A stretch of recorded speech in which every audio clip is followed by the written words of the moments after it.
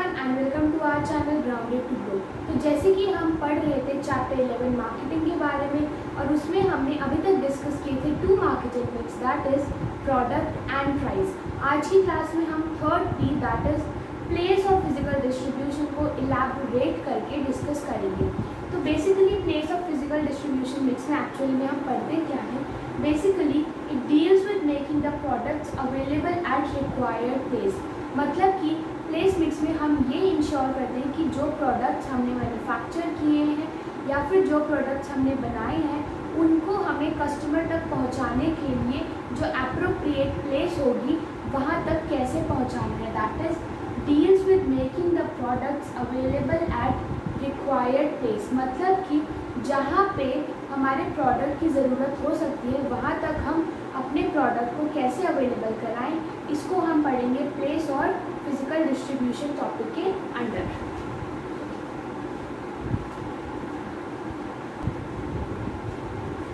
Now the next topic is channels of distribution under place of physical distribution. मतलब कि जो हमारी company ने गुड्स मैन्युफैक्चर किए उनको हम कस्टमर तक किस चैनल के थ्रू पहुंचाएंगे। तो बेसिकली चैनल्स ऑफ डिस्ट्रीब्यूशन दो तरीके के होते हैं, दैट इज डायरेक्ट और indirect. And indirectly further three parts, that is 1 level, 2 level और 3 लेवल। बेसिकली जो डायरेक्ट लेवल ऑफ चैनल होता है उसे हम 0 लेवल भी बोलते हैं, डायरेक्ट लेवल को हम 0 लेवल भी बोलते हैं। एंड इनडायरेक्ट के 3 पार्ट्स है 1, 2 या 3, राइट। तो डायरेक्ट लेवल ऑफ चैनल में क्या होता है कि जो गुड्स मैन्युफैक्चर कर रहा है, राइट, जो मैन्युफैक्चरर है वो डायरेक्टली अपने गुड्स को कस्टमर को सेल करता है।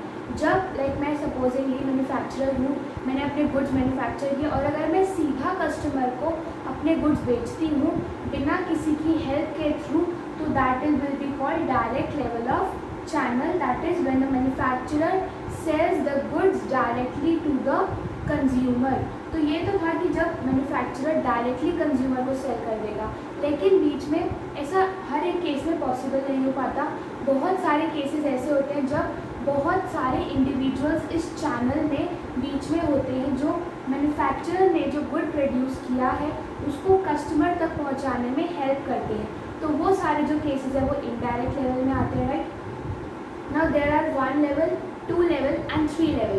बेसिकली जो फर्स्ट लेवल है उसका मतलब है कि ये जो मैन्युफैक्चरर और कस्टमर के बीच का जो लिंक है उसके बीच में एक और इंडिविजुअल आ जाता है या फिर एक और कोई बंदा आ जाता है जो इस प्रोसेस में इन्वॉल्व हो जाता है। दैट इज़ 1 में क्या होता है, मैन्युफैक्चरर जो है वो रिटेलर को सामान देता है एंड रिटेलर कस्टमर को सामान देता है।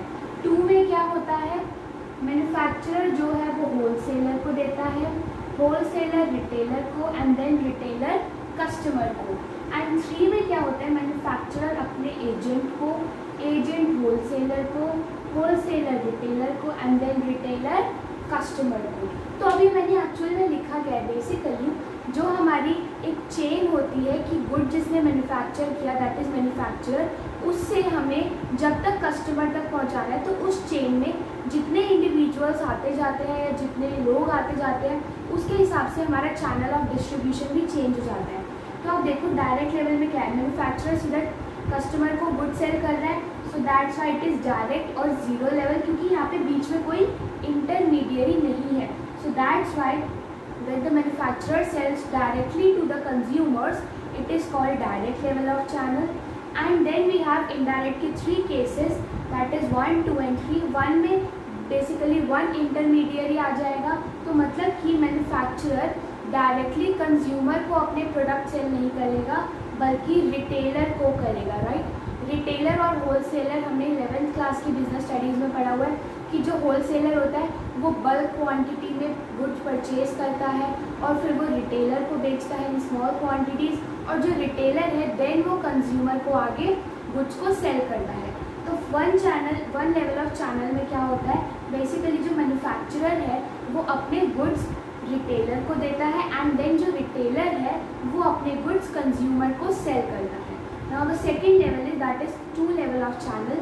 इसमें 2 इंटरमीडियरीज आ जाते हैं, that is wholesaler and retailer. मतलब कि जो मैन्युफैक्चरर है वो अपने गुड्स पहले होलसेलर को सेल करेगा, फिर जो वो होल सेलर है वो रिटेलर्स को सप्लाई करेगा, एंड देन जो रिटेलर्स हैं वो कंज्यूमर्स को गुड्स को सेल करेंगे. So this is the second level of channel. And the third one is manufacturer, then agent, then wholesaler, then retailer and then consumer.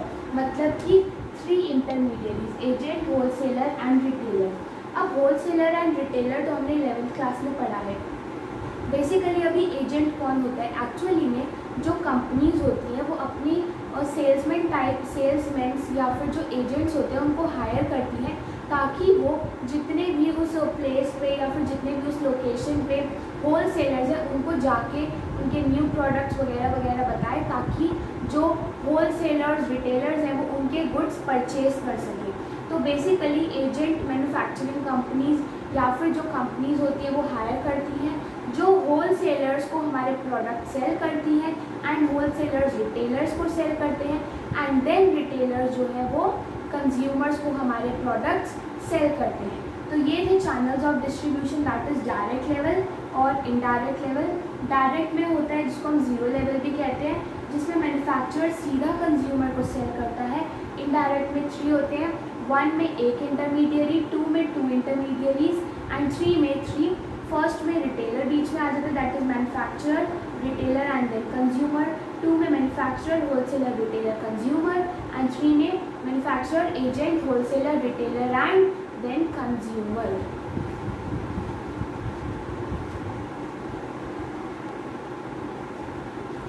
Now the next topic is the elements or components of physical distribution. मतलब कि जब हम अपने goods को किसी और place पर distribute करना है, जो जोग्राफिकल लोकेशंस डिफरेंट होती हैं हर जगह की, तो उसके हिसाब से जब हमें अपने गुड्स को डिस्ट्रीब्यूट करना है तो बेसिकली ये 4 मेन कंपोनेंट्स आते हैं of physical distribution. The first is order processing. Basically order processing का मतलब क्या होता है? It is the time between the order process होता है. लाइक सपोजिंगली मैं दुकान पे गई, मैंने कहा कि भैया आप मेरे को ये सामान दे दो. मैं जस्ट 2 to 3 मिनट्स रुकी और भैया ने मुझे सामान ला के दे दिया. सो द टाइम पीरियड जब तक मैंने अपना ऑर्डर दिया और जब मुझे वो ऑर्डर रिसीव हुआ, that time period is called order processing, right. तो बेसिकली जो बड़ी बड़ी कंपनीज होती हैं उनमें जो उनको ऑर्डर जो मिलते हैं वो भी ऑब्वियसली बड़े होंगे. ऐसा तो है नहीं कि मैं जाके कहूँगी कि आप मुझे एक शर्ट दे दो किसी 100 करोड़ वाली कंपनी से, ऐसा तो होता नहीं है ना, राइट. तो जो बेसिकली जो बिग कंपनीज होती हैं उन्हें जब ऑर्डर्स मिलते हैं या प्रोजेक्ट्स मिलते हैं तो वो उसके हिसाब से अपने गुड्स को मैन्युफैक्चर करते हैं, और जब वो गुड्स मैन्युफैक्चर हो जाते हैं तो फिर वो उसके बाद उन्हें डिस्पैच करते हैं ताकि वो ऑर्डर डिलीवर हो सके. सो दैट टाइम पीरियड जब ऑर्डर उन्हें रिसीव होता है और जब वो ऑर्डर डिस्पैच करते हैं, that time period is called order processing.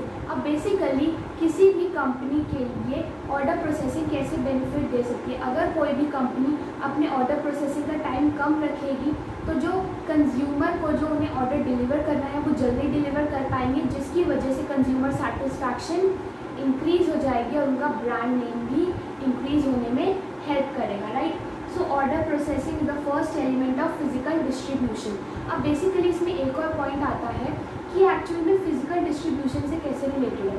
अब सपोजिंगली मैंने एक ऑर्डर दिया और जो वो कंपनी थी वो सपोजिंगली मुंबई में प्लेस थी, राइट. तो मैंने जब उन्हें ऑर्डर दिया तो उन्हें ये भी तो देखना होगा ना कि भाई इन्होंने जो दिल्ली में बैठे बैठे इन्होंने जो ऑर्डर दिया है इनके पास मैं इस ऑर्डर तक कैसे पहुंचाऊं, कैसे अपने गुड्स को इनके पास तक मैं अवेलेबल कराऊं. So that's why order processing is the main component of physical distribution, जिसमें हम ये डिसाइड करते हैं कि जो हमें ऑर्डर मिला है उसको हमें कितने टाइम में प्रोसेस करके देना है और साथ ही साथ कैसे हमें उस ऑर्डर को पहुंचाना है जिसने उसे हमें ऑर्डर दिया है. Now the next is transportation. अब बेसिकली ट्रांसपोर्टेशन में क्या है? अब यार अगर हमें कोई दूर से ऑर्डर मिला है तो ऑब्वियसली वहाँ तक पहुँचाने का अरेंजमेंट भी तो हमें करना ही होगा ना.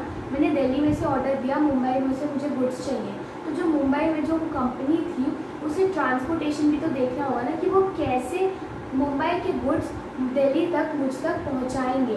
सो बेसिकली ऑल दैट थिंग्स कि जब तक वो मेरे तक पहुँचे तो वो ट्रांसपोर्टेशन से रिलेटेड सारे इसमें आते हैं. Basically transportation is very important क्योंकि ट्रांसपोर्टेशन में उस कंपनी को वेदर या फिर जो नॉर्मल कंट्री की सिचुएशन है, या फिर जो ट्रांसपोर्ट उनके पास अवेलेबल है, जियोग्राफिकल लोकेशंस, बहुत सारी चीज़ें उसको अफेक्ट करती है. So that's why they all need to consider all these factors. जैसे कि सपोजिंगली मैंने ऑर्डर दे दिया, लेकिन कोविड-19 की वजह से जो लॉकडाउन था उसमें वो ऑर्डर मुझ तक पहुँचा ही नहीं पाई due to the condition that are prevailing in the country. So all these things need to be analyzed before transporting the goods, right? The next is warehousing. अब सपोजिंगली जो मैंने गुड्स ऑर्डर किए थे दिल्ली से, मुंबई वालों ने उसे ऑर्डर को लिया, प्रोसेस किया, मतलब कि वो गुड्स मैन्युफैक्चर कर दिए और मुझ तक ट्रांसपोर्टेशन के थ्रू उन्होंने यहाँ पे भेज भी दिए, राइट? अब जब उन्होंने भेज दिए तो बेसिकली उस टाइम पे लॉकडाउन हो गया सपोजिंगली, ठीक है?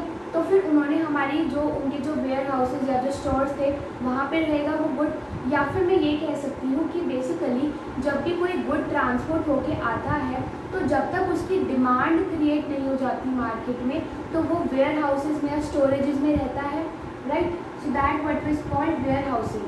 या इसके आप दो तरीके से मतलब निकाल सकते हो, मतलब कि जब एक कोई गुड किसी एक प्लेस से दूसरी प्लेस पे आता है सेल ऑफ होने के लिए, तो जब तक उसकी डिमांड क्रिएट होके वो सेल नहीं हो जाता तब तक वो स्टोरेज में रहता है. या फिर जो वेयर हाउसिंग या स्टोरेज गुड्स की इसलिए भी की जाती है ताकि जैसे ही डिमांड हो मार्केट में हम वैसे ही गुड्स को अवेलेबल करा सकें. Now the last is inventory control. Inventory control का मतलब कि जितने प्रोडक्ट्स हम अपने स्टोरेज में या फिर अपनी मैन्युफैक्चरिंग यूनिट में रख रहे हैं उन पे भी हमें कंट्रोल रखना है. मतलब ऐसा नहीं है कि हम बिना कुछ सोचे समझे अपने गुड्स मैन्युफैक्चर किए जा रहे हैं, चाहे उसकी डिमांड इतनी हो चाहे ना हो. तो बेसिकली हमें ये सारे फैक्टर्स भी कंसीडर करने चाहिए, जैसे कि कितनी डिमांड है मार्केट में, लोग हमारे गुड की डिमांड कर भी रहे हैं या नहीं, या फिर हमारे जो कॉम्पिटिटर्स हैं क्या वो हमसे जल्दी अपने गुड्स को सेल ऑफ कर पा रहे हैं. तो ऐसे कुछ फैक्टर्स हैं जिन्हें हमें कंसीडर करके ही इन्वेंट्री कंट्रोल रखना चाहिए. And one more point in inventory control is कि हमें ये भी देखना चाहिए कि अगर हम अपने गुड्स को स्टोर करके रख रहे हैं तो how much that is adding to our cost. मतलब ऐसा तो नहीं है ना कि अगर हमने गुड्स मैन्युफैक्चर करके स्टोर किए तो वो हमारी कॉस्ट को ऐड नहीं करेंगे. ऑब्वियसली उन प्रोडक्ट्स को मेंटेन करने में भी कॉस्ट लगेगी. तो हमें ये भी चेक रखना है कि जो हमने इन्वेंट्री अपने पास मेंटेन करके रखी हुई है वो हमारी कॉस्ट को कितना इफ़ेक्ट करेगी. सो बेसिकली ये हमने 4 कंपोनेंट्स या एलिमेंट्स पढ़े फिजिकल डिस्ट्रीब्यूशन के. फर्स्ट इज़ ऑर्डर प्रोसेसिंग, जिसमें हम जो टाइम होता है between when the order is when the customer or consumer places an order and when the company produces it and dispatches it. Second is transportation, जब मतलब कि जो गुड डिस्पैच जो ऑर्डर डिस्पैच हुआ है वो ट्रांसपोर्ट कैसे किया जाए ताकि वो हम कंज्यूमर को अवेलेबल करा सकें. नेक्स्ट है वेयर हाउसिंग, मतलब कि क्या हम जो अपने गुड स्टोर करने होते हैं तो वो हमें कितनी क्वांटिटी में करने हैं, कहाँ पे करने हैं, कौन से स्टोरेज में करने हैं. And the last is inventory control, मतलब कि हमें अपने कितने प्रोडक्ट्स को स्टोर करके रखना है. So these are the 4 components और एलिमेंट्स ऑफ फिजिकल डिस्ट्रीब्यूशन.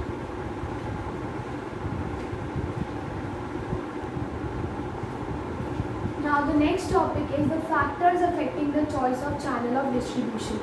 हमने चैनल ऑफ डिस्ट्रीब्यूशन पढ़े डायरेक्ट, इनडायरेक्ट के 1, 2 एंड 3 लेवल्स, राइट? तो बेसिकली अगर किसी भी कंपनी को डिसाइड करना है कि हमें कौन से चैनल के साथ जाना चाहिए तो कुछ फैक्टर्स अफेक्टिंग वो देखते हैं कि उन फैक्टर्स के डिपेंड करने के हिसाब से वो डिटरमाइन करते हैं कि कौन से चैनल के साथ में जाना है. तो इसी टॉपिक में हम पढ़ेंगे that all factors. First is product related factor, मतलब कि जिस टाइप के प्रोडक्ट में वो कंपनी डील कर रही है उस बेसिस पे भी ये डिटरमाइन होता है कि हमें कौन से चैनल ऑफ डिस्ट्रीब्यूशन को चूज़ करना है.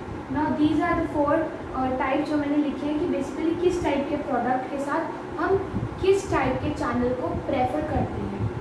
First is complex product. Complex product का मतलब क्या होता है, बेसिकली कुछ ऐसे प्रोडक्ट जो बहुत टेक्निकल है या उनको कुछ हमें असेंबलिंग की ज़रूरत होगी या फिर कुछ ऐसे टेक्निकल प्रोडक्ट्स हैं जिनको हर कोई नहीं समझ सकता उनकी असेंबलिंग.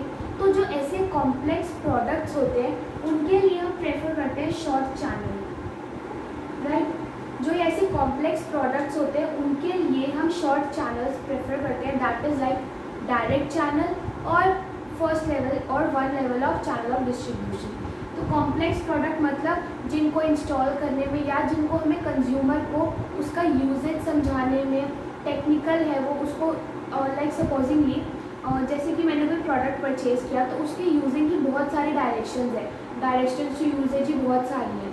तो बेसिकली अगर वो इतना टेक्निकल प्रोडक्ट है तो कंज्यूमर को उसका यूज़ समझाने के लिए उसमें कैसे कैसे काम करना है या कैसे नहीं, कोई हमें इंटेलेक्चुअल इंडिविजुअल की ज़रूरत होगी जो हमें उस सब चीज़ों को समझा सके। तो दैट्स वाई जो कॉम्प्लेक्स प्रोडक्ट्स होते हैं उनके लिए हम प्रेफर करते हैं शॉर्ट चैनल्स, क्योंकि अगर हम लॉन्ग चैनल्स के जाएंगे तो बेसिकली इट इज़ पॉसिबल कि सारी इन्फॉर्मेशन कंज्यूमर तक ना पहुँचे या फिर जितने भी इंटरमीडियरीज हैं क्या पता उन्हें उस इंफॉर्मेशन के बारे में अच्छे से ना पता हो। Now the next is expensive products. Basically जो एक्सपेंसिव प्रोडक्ट्स होते हैं या जो लग्जूरियस प्रोडक्ट्स होते हैं उनके लिए भी हम शॉर्ट चैनल ही प्रेफर करते हैं। अब बेसिकली जो एक्सपेंसिव या लग्जूरियस प्रोडक्ट्स होते हैं उनके लिए हम शॉर्ट चैनल्स क्यों प्रेफर करते हैं, क्योंकि जितना बड़ा हमारा चैनल ऑफ डिस्ट्रीब्यूशन होगा उतनी ही उस प्रोडक्ट में कॉस्ट भी ऐड हो जाती है। मतलब कि अगर जो लाइक सपोजिंगली अगर मैन्युफैक्चरर सीधा कंज्यूमर को गुड सेल करेगा तो माइट बी कि उस प्रोडक्ट की कॉस्ट कम हो as compare to the third level of channel, क्योंकि जो इंटरमीडियरीज हैं वो भी अपना कुछ प्रॉफिट तो रखेंगे ही ना। सो दैट्स वाई जितना लॉन्ग चैनल ऑफ डिस्ट्रीब्यूशन उतनी ही ज़्यादा प्रोडक्ट की कॉस्ट इंक्रीज हो जाती है। तो इसीलिए एक्सपेंसिव जो प्रोडक्ट्स होते हैं, जो लग्जूरियस प्रोडक्ट्स होते हैं, उनको स्मॉल चैनल या फिर शॉर्ट चैनल में ही प्रेफर किया जाता है ताकि उनकी कॉस्ट और इंक्रीज ना हो। Now the next is consumer products. Consumer products basically जो हम नॉर्मल लाइफ में यूज़ करते हैं और जो स्टैंडर्डाइज नहीं होते इतने, या फिर जो डेली लाइफ में हम जो प्रोडक्ट्स यूज़ करते हैं उन्हें कंज्यूमर प्रोडक्ट्स कहते हैं। तो बेसिकली जो प्रोडक्ट्स होते हैं ना तो इनका यूज़ इतना कॉम्प्लेक्स होता है या फिर ना ही ये इतने एक्सपेंसिव होते हैं, तो इनके लिए हम लॉन्ग चैनल्स प्रेफर करते हैं, राइट। कंज्यूमर प्रोडक्ट्स मतलब कि जो लेस स्टैंडर्डाइज होते हैं, जो बल्कि नहीं होते, जो एक्सपेंसिव नहीं होते और ना ही इतना कॉम्प्लेक्स यूजेज होता है उनका। So that's why we prefer long channels for them. Now the last is perishable products. अब बेसिकली पेरिशेबल प्रोडक्ट्स मतलब कि जो जल्दी ख़राब हो जाते हैं। तो लाइक हमारे घर पे आता है मिल्क, तो बेसिकली उसकी एक्सपायरी डेट कितनी होती है, ऑलमोस्ट 1 और 2 डेज़, राइट। तो उसको अगर हमें अगर उसकी डिस्ट्रीब्यूशन के लिए हम थर्ड लेवल ऑफ चैनल को चूज़ करें, पहले मैन्युफैक्चरर है, फिर मैन्युफैक्चरिंग करेगा, फिर वो एजेंट को देगा, फिर एजेंट होलसेलर को, होलसेलर रिटेलर को, रिटेलर कंज्यूमर को, तो यार इसी प्रोसेस में 2 से 3 दिन लग जाएंगे, तब तक तो ये गुड ही ख़राब हो जाएगा। इसीलिए जो पेरिशेबल प्रोडक्ट्स हैं उनके लिए वी प्रेफर शॉर्ट चैनल्स। जो पेरिशेबल प्रोडक्ट्स हैं मतलब कि जो जल्दी ख़राब हो जाते हैं उनके लिए भी ऑलवेज प्रेफर शॉर्ट चैनल्स, और जो नॉन पेरिशेबल होते हैं उनके लिए हम लॉन्ग चैनल्स को प्रेफर कर सकते हैं।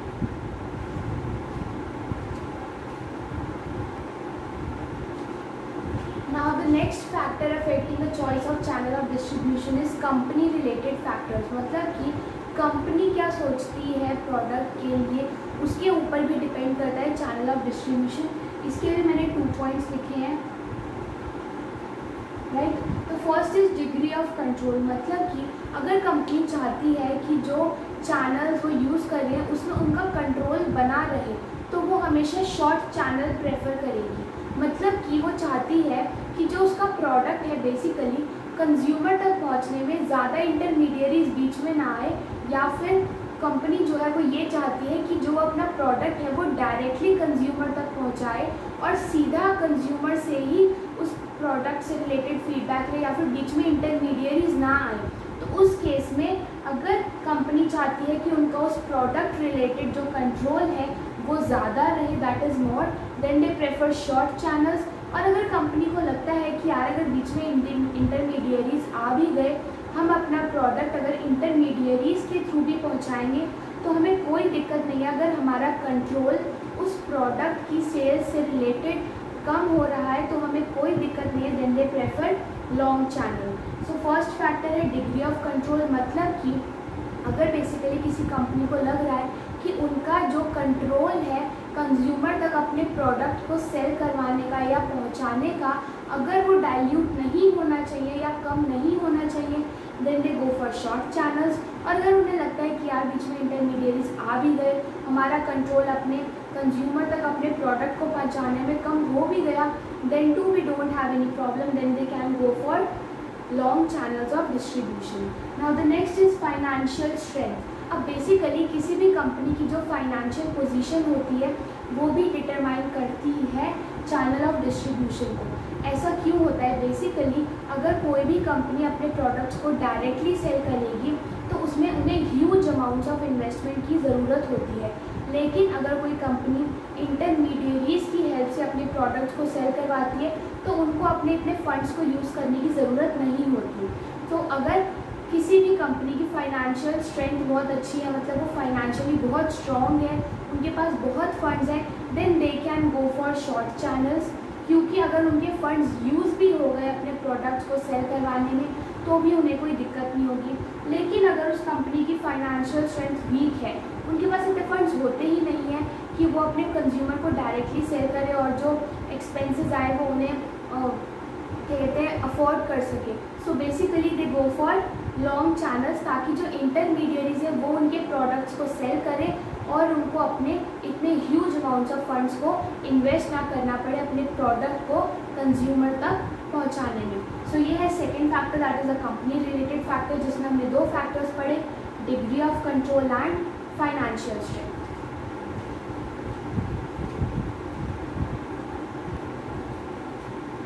Now the next three factors that affect the choice of channel of distribution are competition related, market related and environmental factors. Basically competition related factors में क्या होता है कि कोई भी कंपनी ये देखती है कि उसके कॉम्पिटिटर्स कौन से चैनल ऑफ डिस्ट्रीब्यूशन यूज़ कर रहे हैं। सपोजिंगली मेरी कंपनी है एक्स कंपनी, ठीक है, और जो मेरी कॉम्पिटिटर है वो है वाई कंपनी, ठीक है। अगर मुझे लगता है कि वाई कंपनी सपोजिंगली यूज़ कर रही है 2 लेवल ऑफ चैनल, राइट, वो 2 लेवल ऑफ चैनल यूज़ करिए and they are not very much successful because of that 2 level of channel, तो मैं देखूंगी कि यार जो मेरी जो कॉम्पिटिटर थी उसने ये लेवल चूज़ किया, उसे इतना फ़ायदा नहीं हुआ, मतलब कि मुझे 2 लेवल के साथ नहीं जाना चाहिए, मुझे कोई और ऑप्शन सर्च करना चाहिए, राइट। या फिर अगर मुझे लगा कि वो 2 लेवल के साथ बहुत अच्छे से काम कर रही है तो मुझे भी उसी के साथ काम करना चाहिए। तो बेसिकली आपके कॉम्पिटिटर ने जिस चैनल को चूज़ किया है और उस चैनल की वजह से उसकी कंपनी पे क्या इफेक्ट आ रहा है वो भी हेल्प करता है हमें ये डिसाइड करने में कि हमें अपनी कंपनी के लिए कौन सा फैक्टर चूज़ करना है। या फिर ये भी हो सकता है कि सपोजिंगली मैंने देखा कि जो वाई कंपनी है वो सेकेंड लेवल पे काम कर रही है 2 लेवल ऑफ चैनल पे and they are earning very good, तो अगर मुझे लगा कि यार मुझे भी 2 लेवल चूज़ करना चाहिए, ऑब्वियसली मैं सोचूंगी कि वो 2 लेवल में ज़्यादा कमा रहे हैं तो मुझे भी 2 लेवल चूज़ करना चाहिए। लेकिन ऐसा भी हो सकता है कि अगर मैं 2 लेवल के साथ जाऊं तो जो 2 लेवल में ऑलरेडी ये जो कंपनी है इसके जितने भी इंटरमीडिएरीज हैं वो मेरे को बाय ही ना करें, मतलब कि वाई कंपनी ने जो अपना चैनल बनाया वो है manufacturer, then wholesaler, then retailer and then consumer, right. 2 level का यही होता है। अब मैंने सोचा कि मैं भी 2 लेवल के साथ जाऊंगी, तो मैं गई होलसेलर रिटेलर के पास, उन्होंने कहा कि नहीं हम तो आपके गुड्स लेंगे ही नहीं, हम तो वाई गुड्स के ही बेचेंगे। तो मतलब कि मुझे ये भी देखना होगा कि जो लेवल मेरा कॉम्पिटिटर चूज़ कर रहा है क्या जो उसमें इंटरमीडिएरीज या जितने भी इन्वॉल्व पर्सनस हैं क्या वो मेरे गुड्स को भी उसी के साथ बेचने के लिए तैयार है। अगर हाँ तो ठीक है, और अगर नहीं तो मुझे कोई और चैनल ढूंढना पड़ेगा। सपोजिंगली मैंने देखा कि यार होलसेलर रिटेलर तो तैयार ही है, मतलब कि मुझे डायरेक्ट सेलिंग करनी पड़ेगी, राइट। तो कॉम्पिटिटर की जो प्लानिंग होती है, जो कॉम्पिटिटर जिस चॉइस ऑफ चैनल के साथ जा रहा है हमें उसे भी चेक करना चाहिए। अगर हमें उसमें ही प्रॉफिट लगता है तो हम उसी के साथ जा सकते हैं, लेकिन अगर नहीं लगता तो हमें कोई और मेथड यूज़ करना होगा रैदर देन दैट।